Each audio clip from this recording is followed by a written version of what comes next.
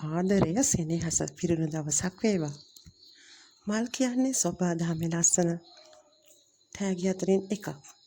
ඒවා සුවඳින්, වර්ණයෙන්, සහ මෘදු බවින්, සුන්දරත්වයෙන් මිනිස් හදවත් සතුටු කරනවා.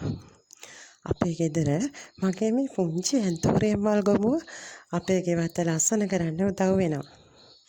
මේවායේ සුන්දරත්වය දකිනකොට අපේ හිතට පුදුමාකාර සතුටක් දැනෙනවා. ඒ වගේම තුන්ලොවක් සැනසූ අපේ ලෝකරු බුදු පියාණන් වහන්සේට විවිධ අලංකාර මලින් ඉමහත් ගෞරවයෙන් බුද්ධ පූජා පවත්වන අයුරු දකින විට මල්වලට අපේ හිතේ ඇතිවෙන පූජනීයත්වය තව තවත් වැඩි වෙනවා. මලක් පිපෙන්නේ අලංකාරය පෙන්වන්න විතරක් නෙවෙයි. ජීවිතයට සතුට, ආදරය සහ අලුත් ආරම්භයක් මතක් කරවන්නත්.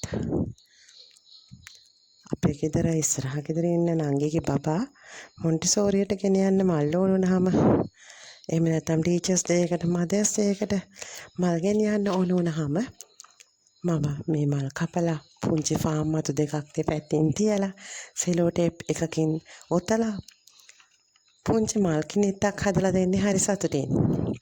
ඉතින් මේ මල් කිනිත්ත දුන්නාම ඒ පුංචි දූගේ මූණේ තියෙන හිනහව දැක්කහම අපේ හිතටත් අපූර්ව සතුටක් ලැබෙනවා. සෑම මලකටම Tamanටම අයිති කතාවක්, සුවඳක් සහ හැඟීමක් තියෙනවා. ඒ නිසා මල් කියන්නේ නිහඬවම ලෝකයට ආදරය බෙදා දෙන සොබාදහමේ සිනහවක් වගේ. අදට ගිහින් එන්නම්. නැවතත් ලස්සන වීඩියෝ එකකින් හමු වෙමු. ත්‍රිවිධ රත්නයේ ආලෝකයෙන් ඔබේ ජීවිතය නිවී සැනසේවා.